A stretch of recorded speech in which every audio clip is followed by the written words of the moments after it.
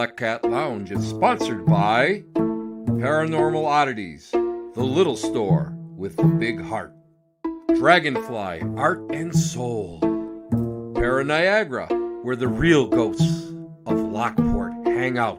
Wild Raven Candles for those magical times. Queen of Tarts, Metaphysical and Bake Shop.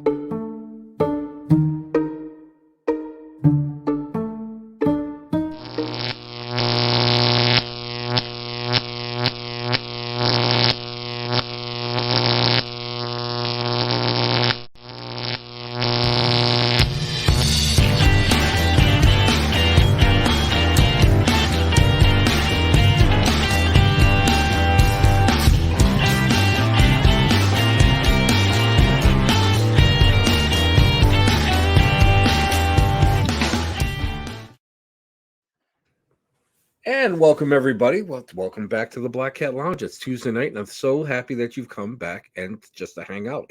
Where else would you be on a Tuesday night? You'd probably in a bowling alley drinking like really bad beer, but that's just all part of the deal, isn't it?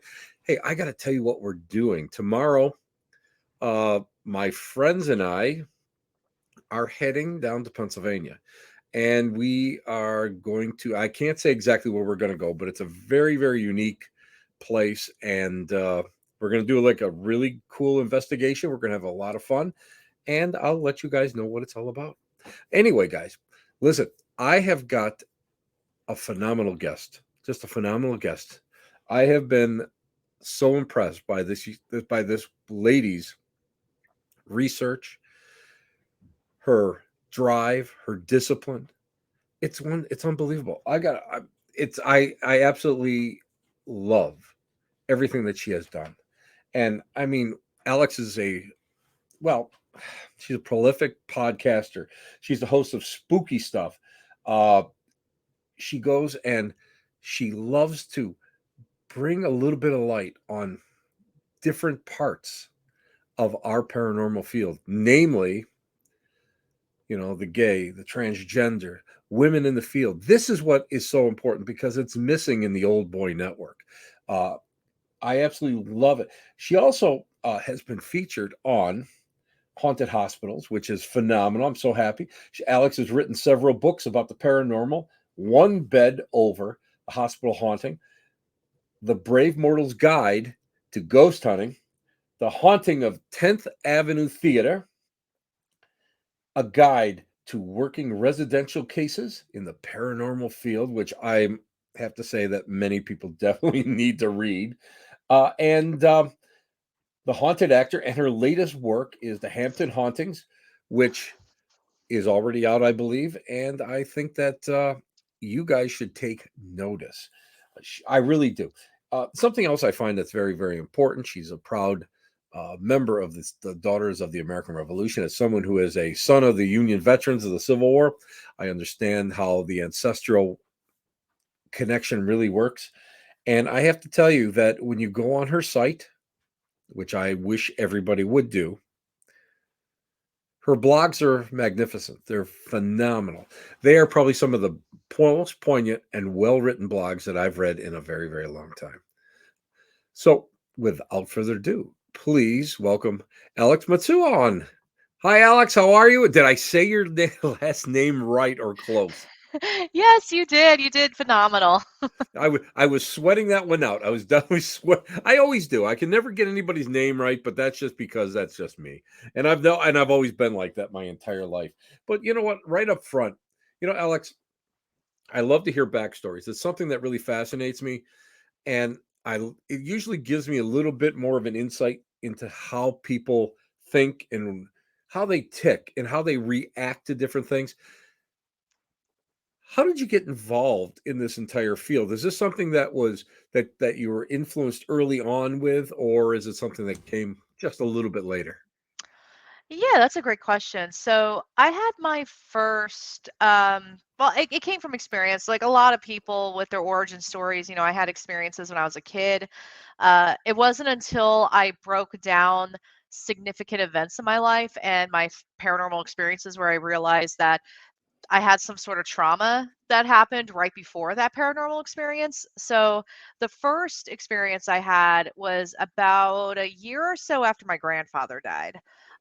So this was in the Appalachian Mountains of all places. I was visiting a family in the tri-state area of Kentucky, which if you go across one bridge from Kentucky, you go to Ohio. If you go across the other bridge in Kentucky, you're in West Virginia. So I was like right at that tri-state area. And yeah, I had an experience that I couldn't quite explain. I saw a hooded figure outside of my window at my great grandmother's house, and it was a dark and stormy night, of course. Being a West Coast kid, I had grown up in San Diego. Being a West Coast kid, I wasn't exposed to a lot of thunderstorms. If anyone who has lived in San Diego or knows San Diego, like we don't get storms like the East Coast does. And I was looking outside because I was like, I had never seen this amount of rain or lightning or thunder before or wind. It was amazing. And yeah, I saw this hooded figure outside and it wasn't bothered by the wind or the rain at all. I got spooked, so I closed the curtains and then I got curious. So I opened the curtains up again and the figure was closer. Got scared again, closed the curtains, again, got curious, opened the curtains again, and the figure was even closer. Uh, it took a couple of open and closing of the curtains to finally get the hint that maybe I should try to retreat to my bed and put the covers over my head. Um, but the other thing that was interesting that happened that night was as soon as I ran into the bed and kind of put the covers over me, my bed was very firm. It didn't sink, it tipped. It was one of those really old mattresses. I'm pretty sure my grandmother may have been born on this mattress. It was old. And so my mama, my great grandmother, and I would share a bed whenever we visited because space. Um, but whenever she got into bed, the bed would tip. I would slide down and I would hit her body before I would fall off the bed. So I was like, oh, mama's here. So after I put the covers over my head, I heard footsteps and the bed tipped and I had a sigh of relief. I was like, "Oh good, mama is here. She'll protect me. It's good." But I slid off the bed. So something made the bed tip that that I could not explain and I fell on the floor. I looked up and I see the bed is still tipped and then it just moves up by itself. There's no way that bed could have moved. And half of me was like, "Oh my gosh, this is terrifying," but then the other half of me was like, "Oh, this is really cool." So, that was really, like, the first big experience I had that really made me curious about the other side, spooky stuff. Um, unfortunately, not fortunately, unfortunately, my mother was very conservative Christian to the point that anything relating to ghosts, spirits, divination, anything like pagan, occult was not allowed in the house. I couldn't even read the Goosebumps books when I was a kid. Uh, if I wanted to watch like Are You Afraid of the Dark on Nickelodeon, I basically went to my grandma's room and watched it from her room. So it was very heavily discouraged, but when you tell a kid not to do something, they're just going to get more curious. So, yeah, so essentially I was kind of this closeted spooky person in a sense, in multiple senses. By basically doing whatever I could outside of the house to dive more into the paranormal. I kept having small experiences throughout. Um, well, I mean, they were significant at the time, but looking back, it was like, oh, that's very subtle. But I was still having experiences, and I wanted to learn more. But my home life was not a very fostering environment for that. So, which just made me want to get more into it. Of course, you actually had yourself a genuine Appalachian haint. Wow. Wow. I mean, I've gone through West Virginia. I know a lot of people in West Virginia, and that is big mojo. I mean, that is huge. And that's what do you think it was? Do you think it was a protector? Because a lot of times they say these haints are protectors that may be looking over you, and especially if when you were younger. Do you think that it was like you know, I won't say malevolent in any way, but do you think it was there? I would personally from what I know of them, they're mostly protectors. Do you feel that it was? Yeah, so it's interesting you mentioned that because my now granted a lot half of this I was like, well, could this have been my mama purposely trying to scare me? But I grew up on spooky stories about Hmm. my family in that area, and there would be times where so where my mama lives, like there's her house, and then just a little bit up the hill, maybe 200 feet is my was my great uncle's house. So everyone just kind of lived on this piece of land, and but I remember the like very specific rules. I could not go outside and play it after dark. Oh, um, yes, right. and this was a and granted, this is a small town. Like no one's gonna come up and snatch you and no one not know about it. This was a Yeah, population of maybe 1,000, maybe 1,000 people, maybe. And I'm related to half most of that town. So, that's because, tri-state Appalachia. Um, exactly. Yep. so everybody knows everyone. So it would be a fairly like I could go out and play during the day, but I could not step outside the house at night. Like that was just a given. Like even if I was going to my great uncle's house, my mama would say, just walk. She'd be like, just walk straight to the house, Xander. Just walk straight to the house. And I'm like, okay, that's weird. But there was times where I would hear somebody walking around the house and almost like banging on the side of the house. And Hmm. my mama would say, you better pray, child. That's the devil trying to come in. And my grandma would be like, Mom, don't tell her that, just like don't say that stuff. But same, but I got the lowdown. Like, if you hear your mother's name in the woods, don't go. Like, that's not your mom. Your mom is in Yes, San Diego. Like, your mom's yes, in San Diego. yes. She's not in the woods. Um, I would see lights. I would see lights in the woods because I mean the woods were right there, like boom, right there, like in front, behind, to the side, like yeah. Um, so it was very much a growing up with that. I did now that particular experience, I didn't feel anything malevolent looking back at it because I think if it was malevolent, it could have done much worse. Um, but I also saw weird footprints over by my mama's vegetable garden, very similar to the footprints I saw on Hellier. And when those footprints popped up on Hellier, I about Right. fell out of my couch. I was like, "What?" And Hellier is not that far from where I had my experience. So I'm like, Exactly. so when you see that, it validates like it validates a lot of concerns or experiences I had where I disregarded it. I was like, mm-mm, like no, no, that wasn't anything weird. That was just a weird animal. And then I see that exact same footprint on Hellier, and I'm like, oh, okay. So, so I Don't grew up with isn't that. the logical mind wonderful when it kicks in when you you sit there and it's like it's there, but your Hmm. logical mind is saying no, that it's got to be something else. Yep, yep. Yeah, so it was very much like I grew up with it. My grandmother grew up with it, obviously. My mom did as well. Some of my mom did eventually share with me her own spooky experiences, and they all happened at that house in Wow. Kentucky, in Appalachian, Kentucky. And it's only about 45 minutes away from Point Pleasant, West Virginia. So, and my mom was born at Wright-Patterson Air Force Base. So, So there, I mean, there you go. I know that place pretty well. So yeah, I'm familiar with it. And it's amazing when we start looking at the folklore of the mhm, Appalachian region. It is so poignant, and so many people thought it was a lot of it has been uh, really entrenched in Christianity because of the fact that it was untouched for all those years. But it's amazing when it's just a lot of common sense that makes so much sense to those of us who work within the metaphysical areas, and mhm. that to me is always a wonderment.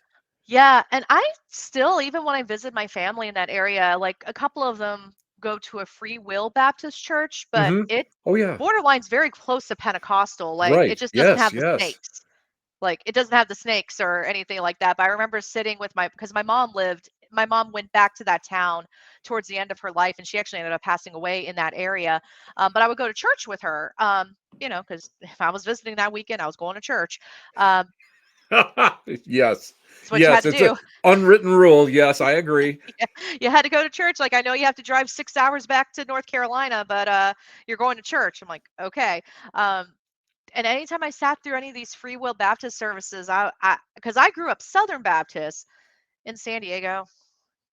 We were part of the Southern Baptist Convention. It was legit, but it's like I had that experience, and then I went to the Free Will Baptist Church. When my mom would go, and I was Hmm. just like, wow, this is a whole other level of.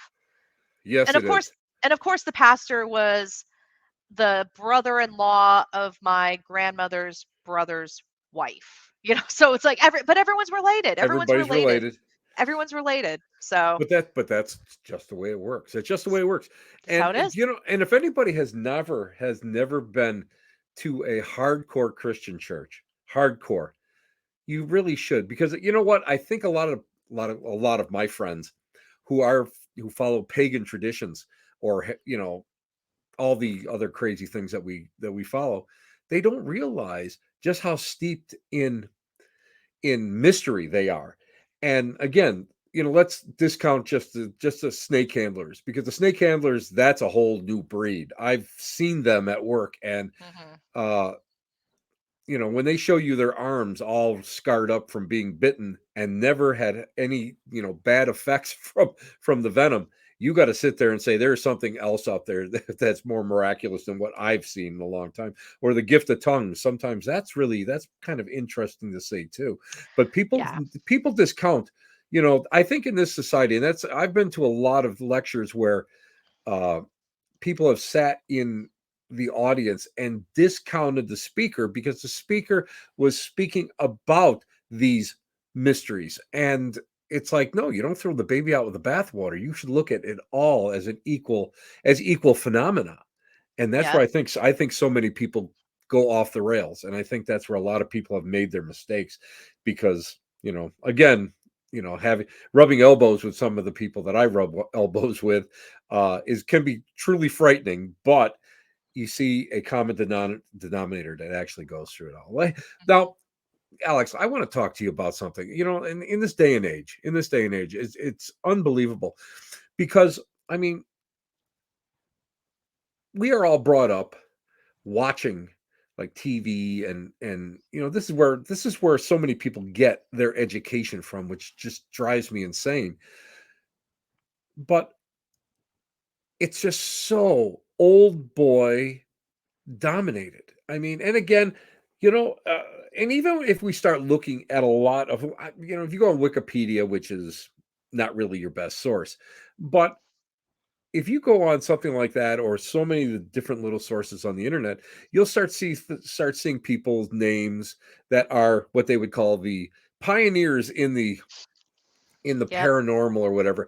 William James and Crooks and Harry Price. And you see, and that's not the way it was kind of for me growing up, and No. having a spiritualist background, because there were so many influential people in my life that taught me so much, not just mediumship, not just all this spirituality, but some really dyed in the wool phenomena producing people that were just amazing. And they were looking at things in a very, very logical way. And what always hit me was the fact that a lot of them were women, a lot of them were gay, a lot of them were transgender, and places like where my father's family actually, lived in the Lilydale spiritualist community. It was a whole different little world there. It was like a 1 square mile of like free thought and free thinking. Hmm. Why do you think that women, and we all know there's so many of them, why do you think women have always gotten the raw deal? Is it something that has happened in your research? Is it something that's always been, or do you think it's like more of a modern phenomena with the pablum that is being force fed upon the paranormal community from the networks? And I shouldn't say that, because oops, I'm part of that a little bit, but I shouldn't say stuff like that, but it's the truth. And I really want people to understand that it's not an old boys network. It's not all about six pack abs and whatever else they're saying now. Yeah, I think It's interesting because as I've been, I was, as you know, I've been working on a project where I'm doing extensive research on the founding mothers of the paranormal and compiling that into a book. And I've noticed some patterns with almost every woman that I have run into, where it's where essentially it was a boys' world, but these women were making space for themselves and making significant contributions. There was a lot of women who did have the help of men in the field to rise to their prominence. Uh, but I wouldn't say back then it was necessarily a boys' club, so to speak. I think still male dominated in a sense, but I think women were really carrying the burden of the work on their backs that I've noticed. And then a lot of them laid the foundations for what we have today. For example, Catherine Crowe laid down the foundations for the Society of Psychical Research. Um, Exactly. she laid down um, that foundation, and SPR is for a time, and I'm sure still today, was very inclusive of women. Very much like Eleanor Sidgwick. Her husband Yep. was the Yes. president. Yes. Um, and it's just so interesting to see that. And there was other. I mean, then of course you have Blavatsky, controversial Blavatsky with the Theosophical Society, but then you also have the Parapsychological Association, which was founded by women, two women. Um, but it's really interesting to see that there were women back then, even up until mid 20th century, making significant contributions to paranormal and parapsychology. Um, but at the same time, it's almost like these women's identities have been erased almost um, by the networks. And and I've worked in TV a couple of times, and I've seen kind of the thought processes with producers. And Mm-hmm. I Oh, will yes. say I will say it's starting to get better. Like, I'm seeing an inkling of like a spark that things are going to change directions a little bit, which I'm really excited about. Which has garnered me a couple more opportunities because these producers are like, we want to be more inclusive, and there are other voices out there than the current climate. But I think because I think a lot of it has to do with, I mean, I've been watching paranormal TV since MTV's Fear, Scariest Places on Earth, like Oh my even God. before. I Yes. I probably unlocked a few memories for people. You know, um, and those shows weren't necessarily male dominated. It had a mix, like there was a mix there. But I think once Ghost Hunters took off, I think because this was a formula that was proven to be effective, I think what the networks were doing was they were very much going with that formula.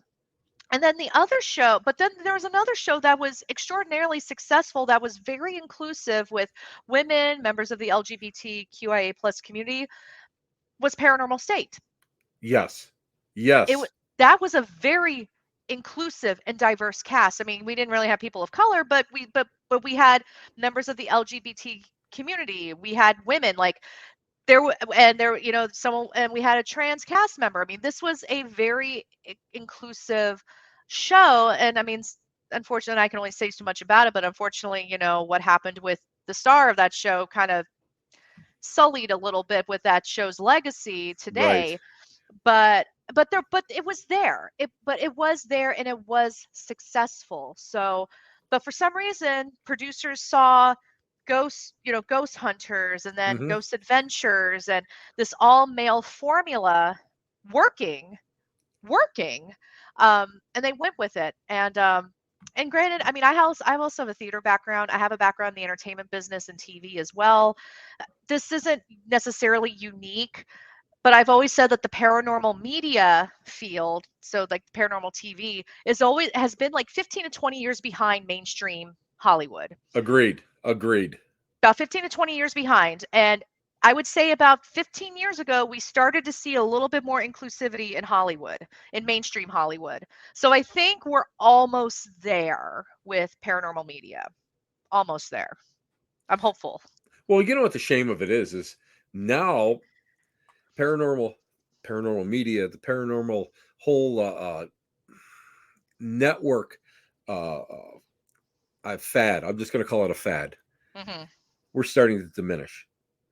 And now what I'm seeing more of is less characters on, let's say on shows, and more recreations, Yeah. which these recreations, for the most part, as well as I do, they're not really that good. And they're not Yeah. really showing the true the true personality of the people who are involved in many Mhm. cases. And Yep. that's what I think is a shame about that, because I would love to see, and I mean, and as well as I do, I think I would love to see a team that was actually led by a woman, a strong woman who was able to go and really walk into a situation or talk to clients in the proper way, because you know excuse me, other than, well, give us a call if you have any problems. That's not the way to talk to a client. Mhm. And I think so many, like Katrina Weidman. I mean, I've known her probably since the Paranormal State days, and she has always been someone who could talk to people, and she has always been Mhm. someone who was able to kind of really get to the bottom of a situation when she would interview a client. And we're not seeing that right now. We're Mhm. seeing the bluster. We're seeing, what a producer once told me, that, well, what people want, this is what people want to see on TV. They want to see pretty girls. The guys want to see pretty girls, Mhm. and they want to see lights and buzzers, and the girls all want to see good looking guys. And and I'm like, I was always like dumbfounded by that, because I guess I was brought up in a different age.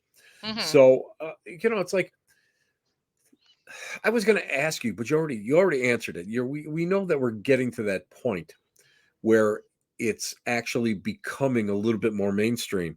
But Mhm. do you think it's ever going to come to a point where women are going to be considered 100% equal in in the paranormal field? We talked about Rosemary Ellen Guiley Mhm. before the show, and she was universally respected and accepted.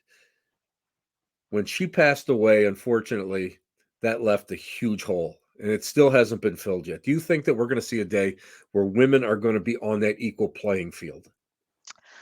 Ooh, that's a good question. It's a hard question. I've been It's a thinking hard about that for a question. while. Yeah, I mean, Rosemary Ellen Guiley did something amazing where she created this incredible legacy and contributed so much to this field without having to be on a TV show. I mean, I know Yes, yes. she made appearances, but she wasn't like, a regular star on on a syndicated show. Um, I think though, with the way that the entertainment climate has changed, especially with creators, on TikTok, Instagram, YouTube, like a lot of, I mean, I know Katrina and Heather Taddy are doing their own thing on YouTube Yes, now, which is yes. amazing. I think, and I know the Destination Fear cast or Project Fear now, they're moving to YouTube. So I think what may happen, granted, even like the social media space isn't inclusive yet because you still have a very male dominated environment in these spaces where, you know, a Ghost Adventures wannabe basically gets millions of views for knocking a can over, and then you have a Yes, yes. channel, not saying like mine, but you have like a channel that's led by a woman who is, doing almost the same thing and she doesn't get nearly as many views. And it's like, well, why is that?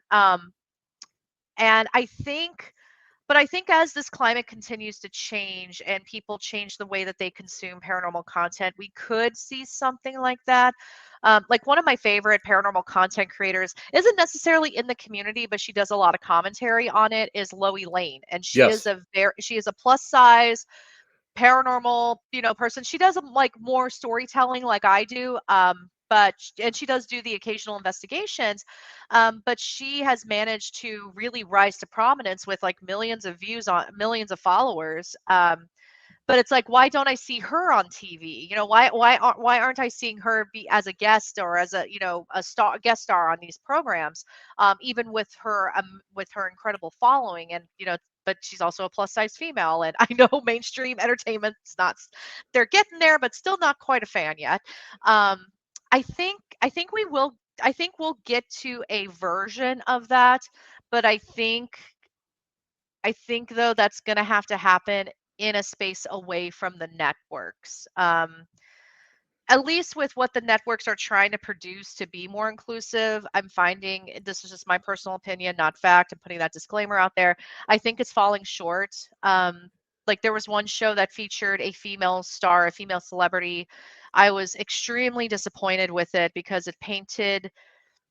I know, like from experience, editing can really change context. Oh, It painted her as yes. like this really disrespectful person at the site, and I wasn't there. I don't know what really happened. But she got spooked at, it was the first episode I watched. She got spooked at this location and she's like, F this, F that, F this place, and storms off. And if I'm just a 28 consumer, days? 28 no, it days? was Oh, okay. Conjuring Kesha. Oh, Conjuring oh, Kesha. oh, okay. Yeah. Yeah. Yeah. And that's Oh, like, I know oh, which one you're talking about. Yes. yeah, and she got spooked, and she's like, "Fuck this, fuck," Yeah. very much going off. And if I was just a consumer and not knowing context or knowing how these moments are created on camera, I would just think that that was what happened and how it was. And I'm like, well, this doesn't really paint. Hmm. It didn't paint Kesha positively, and also it kind of fell onto that trope that women are hysterical and women are not logical in thinking, and they don't like calm down. And I was like, oh, this is a bad take. But I think we'll get there. What's the show? Repossessed on Hulu. All person of color cast, two women, one male. Which I saw that and I got really excited. I think we're getting there. I think we're getting there. Maybe it's not going to be on Discovery or Travel Channel. Right. It's probably going to be on Hulu, or it might be on Netflix, or it might be on YouTube. Like I think S- it's going to be in one of those Yeah. spaces. Yeah, that was my next question. Do you really think that uh, streaming has opened up the doors a little bit more for more diversity? Because I'll tell you what, I very seldom do I watch network TV anymore. Hmm.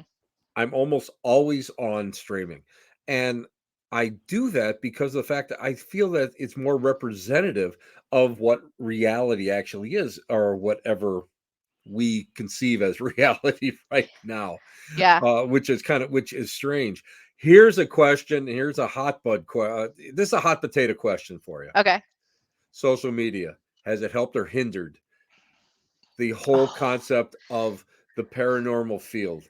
I have my, I call, as much as I know that it's important to me in order to get my voice out and this whole thing, but sometimes I have to call social media the devil because Hmm. it just it's such a two-edged sword. What's your take on that? Yeah, so I'm currently in this struggle right now because I am friends with people who have like millions of views, who got millions of views on like Hmm. TikTok and Instagram. Um, And I've gone viral a few times, but lately I haven't necessarily been proud of the content that's gone viral because I don't think that it contributes anything positive to the field, especially short form content. So Right. I've been really hyper aware of what I'm creating, and I've made peace with the fact that, hey, maybe my video about Edinburgh Castle is not going to get a million views, but hey, it got 4,500 views. So I mean, 4,500 people saw it, and that's good. Granted, I have 146,000 followers, so that's a significant drop from my follower count. But at the same time, I'm like, do I want to keep creating like, I'm not saying I've nailed the formula because sometimes I do and sometimes I don't. Um, where the people who are getting millions of views, and I'm not saying this for every person who's gotten millions of views or has millions of followers. I have to put that disclaimer out there. I'm not saying this for everybody, but there is a lot of garbage that gets millions of views, and Yes, I they're using, agree. yeah, and people I think that's agree. representative. And I agree. Yes. and then they'll look at my content and be like, "Oh, that's not real," or "That's boring." And I'm like, "Hi, this is actually how it is." And I think Yes. it's hard. It's hard. It's hard because I think it, like TV, it has opened up the field for people who have had experiences or want to learn more. And it's like, oh, there's people who actually do this.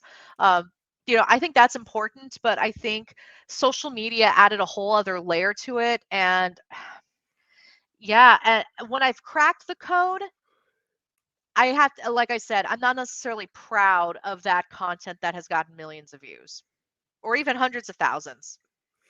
Listen, if I get 35, I'm happy. I'm not going to lie to you. If I get 35 people, I'm very very happy. But I mean but that's exactly it.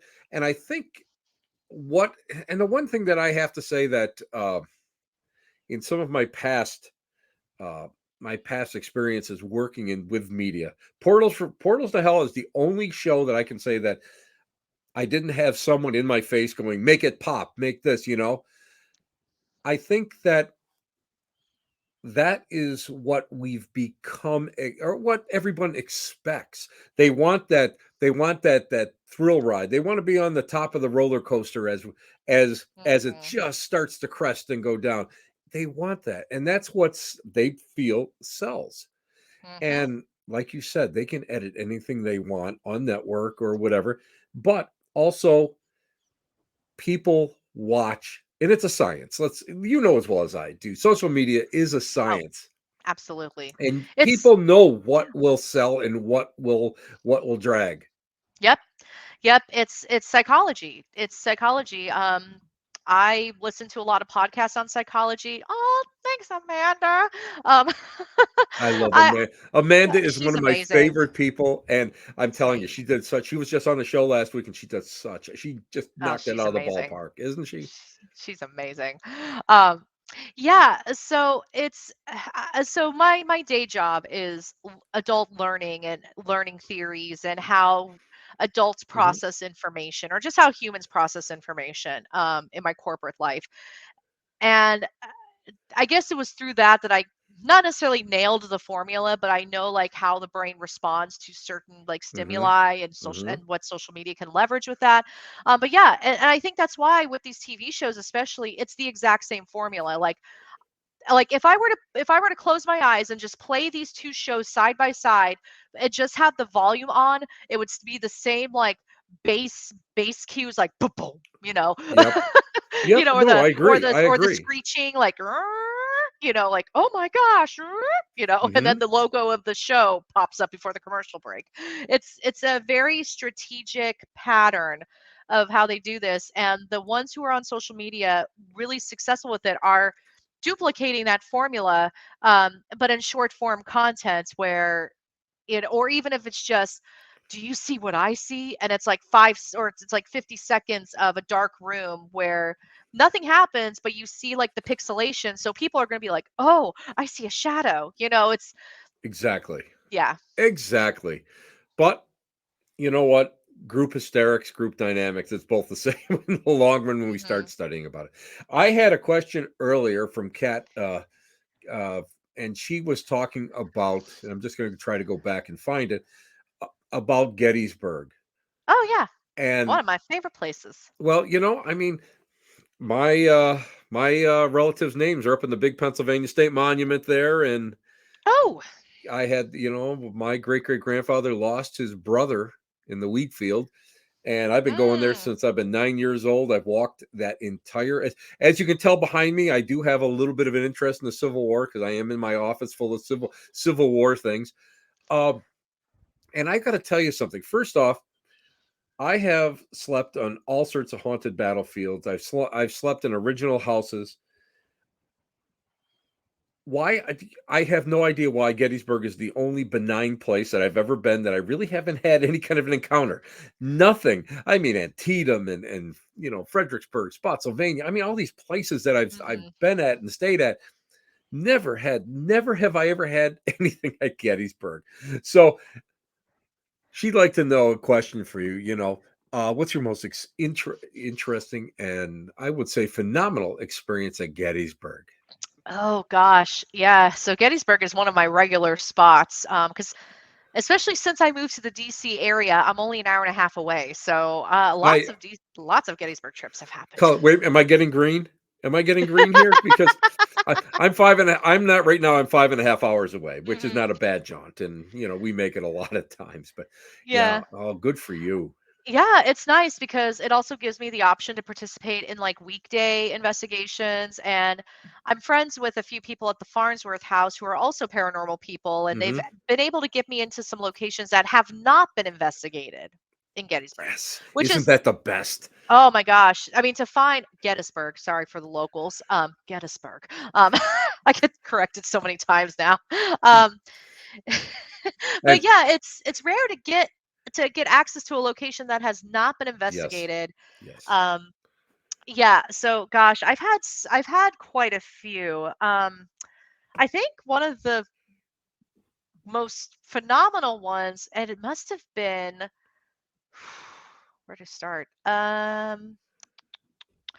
It must have been, I would say at the orphanage, which is a very Hmm. popular spot now, very popular. But when I was there, it was in 2011, and this was really before like they really started embracing spooky stuff. I was actually with Right. Katrina when this happened. I was investigating with her at the orphanage. It was November 2011, and at the time I was in the teaching field, and I was really affected by the story with the orphanage, Hmm. Rosa Carmichael, like we Right. all know that story now, like, very abusive, oppressive caretaker of the Yes. orphans. And so when you go into the orphanage, you go down to the basement because that's where like the chains are, like that's where everything is essentially, where these kids were abused and everything. um but and then there's this door that goes into like this dirt area next to a well. So I was in there, and of course the lights were off, and I call this my roast hunting moment, where I kind of did the whole provoking thing, and I said, how dare you call yourself a caretaker of children? What you like, I was speaking to Rosa, and I'm like, what you did was disgusting and awful. And I was this was also like 12 years ago. I was in my mid 20s, and I was, yeah, baby ghost hunter, I guess. Um and again, we were in the pitch black, and heard this like scurrying of feet, and then I felt like this presence up here right up against my face, and I could um feel the breath on my face, and I heard this and I was like, Katrina, I'm done. I'm good. I'm good. Um, We I got all my have money. that moment. Yep. I was like, she's like, are you sure? I'm like, yeah, yeah, I'm good. And I just walked out and went to my hotel and just sat on my bed for like 45 minutes. I was staying at the 1863 Inn, so it was only To like cross the street. I was That's where across I the street. stay. That's where I Yeah. stay. I've had weird experiences there too. Very A, f- weird, but a friend of mine picked up some dandy EVPs out of the 1863. nice. Yeah, I was surprised that he picked some stuff up. But I'm going to tell you how this will give you an idea how old I am, Alex. I remember when the orphanage was part of the Charlie Weaver Museum. Oh my That's gosh, that's like and before Soldiers National. Holy cow. yes, and my father used to take me down to Gettysburg, and we actually, as a child, I actually walked all through that museum when it was all still, a little village, and everything is all, that was all part of the museum. It was that's how many years ago uh, I Wow, first that's went in awesome. there, and that was one of those. That's a peak place. That's a peak Yeah, place. Do it really is. the other? I will say there's been one building in Gettysburg that I actually had not a not a huge experience, but it was the murder apartment or murder house they call it. Oh, yeah, yeah. What's her name? Yes, I know who you're I talking about. Yeah, Oh, what's her name? where the fiance, Yep, yep, yep, well, yep. I'll just go allegedly Debbie. killed Yeah, Debbie. Debbie. Yeah, Hart. where the alleged she went and she alleged Yep. or the boyfriend allegedly in a scuffle accidentally shot her, and Hmm. then he Yep. had to go and he had to rechamber them and shot her a second time, but he got off on on whatever. But I have to say that that's the only place in Gettysburg that I've really had any kind of an experience, and that was just and it was a mechanical experience, where it was REM pods Mm. and the cameras and all that. And that is the only place I have to say that really has affected me. And maybe it's because I have a direct ancestral line to the place. Mm, Maybe it's okay. because I've been there over 100 times, throughout my life. Maybe it's because when I was a reenactor, I marched 23 miles in full uniform to the 130th anniversary fields. Uh, Oh, you oh, know, oh, you, you know, yeah, you know how it is. Yeah. But yeah. I think perhaps I might be too close to the flame, and that might snuff it out. I really do. Where other people just walk and they see, you know, soldiers, Hmm. up in the fields, and there's no reenactors or anything there. So it's Yeah. an amazing. What do you think? You know what? Let me ask you this. Everybody has an aha moment. Really, like that first aha moment where you're like, I don't know if I want to do this anymore. Or it was like, oh my God, this is like amazing. What was your aha moment? Ooh, my aha moment. Oh, that's a good question. I mean, I've gone through a couple of identity crises throughout my career, especially when I do get engaged with like paranormal drama or anything Hmm. like that. I'm like, is this worth it? Like, is this worth the meltdown I'm having? I Yes. think I think for me, one of my aha moments was, hmm, that's a good one. That's a good question. Um, I think whenever I investigate and because I do residential cases too, when they come in, I think anytime that I've been able to give some clarity to a family, whether it's debunking or validating, is always like, oh yeah, this is why I do this. Um, Hmm. but on a spiritual side of it or a paranormal side was, I would say I would say it was probably when I started investigating the Trivec Clinic in Hamptonville, North Carolina, which is what I wrote the book about, the Hamptonville hauntings. And getting to know all of the spirits there and seeing how validating, like, I'm just gonna go off like, hey, I believe they exist. I do believe they exist. But just seeing like their structure and how they function as like a haunted location. And I'm talking about the spirits, and they're Yes. very aware that people visit the place to see them, and how they have this like social hierarchy thing going on there. Like they all have like their pods, like their family pods and their units of like who they hang out with and who they're drawn to and what they react to. And for me, like, it just made me realize that there's so much more to this than just the ghost stories or feeling scared or having a Correct. paranormal experience. Like there's something actually going on here from a social aspect, and we're reacting to it, they're reacting to it, and it's like we're in this like symbiotic relationship, so to speak. And I would say that was my big like aha moment that keeps me wanting to be involved in this field, because this just gave me a whole other layer of research and theories to contemplate. And seeing what methods work when it comes to engaging with these people, not using a trauma based approach with ghost Right. hunting. Exactly. That's a big one. When you take the trauma away from the investigation style, what do you have? Are you still able to carry on a conversation? And just realizing how Truth. human Truth. how human like the experience of the afterlife is. And Yes. it's not like we morph and change into these, as far as I know, into these like inhuman monsters that don't still have feelings or still don't react to things. I mean, I was always brought up, and again, through the spiritualist religion, they pounded into your head that you don't change that much. And I mean, I'm an energy person. I believe like more of an energy person than Hmm. the personalities themselves. Hmm. But I mean, you become an energetic personality, and what your feelings are and your emotions were, they're still there. And Hmm. that's what something that always has bothered me. The only time that I've ever used trauma approach is when we're doing a cleansing on a hardcore case where Mm, you've got no choice. You've got X right. amount of time to do something, and you need to get it done in order to go and bring peace to the family. And I mean, I've worked with exorcists in the past, and I mean, that's the only time they'll do that. and Mhm. that's where I kind of follow in their footsteps. But let's face it, it doesn't make good TV. It It doesn't make doesn't. and that's what to me is so sad about it. Before I go and I ask, we get a chance to plug everything that is Alex. I have the hardest question in the world that I always save to the end. It's the absolute hardest. I like to ask people who I really respect this question.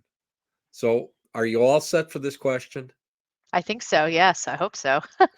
At the end of the day, at the end of this journey, with the work that you're doing, what would you like your epitaph to be?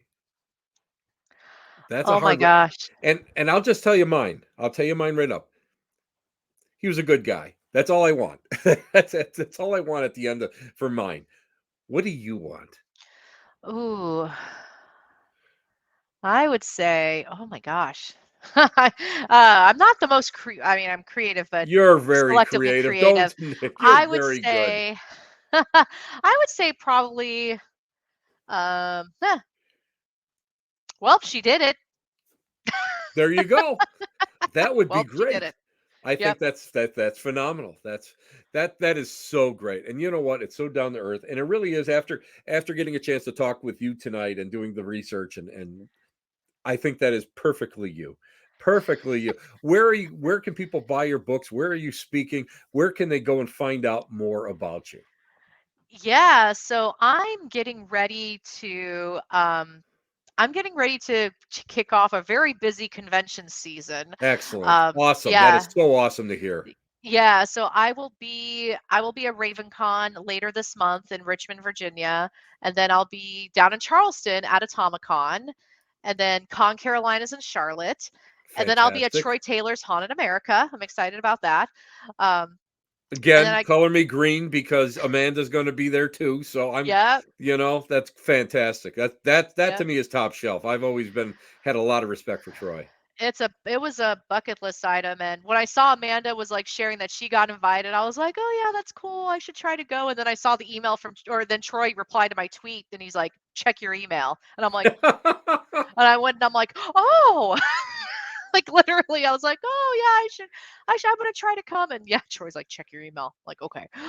Yeah, and I also have Dragon Con. I got invited to Dragon Con this Fantastic. year too, so, I got some really good stuff coming up.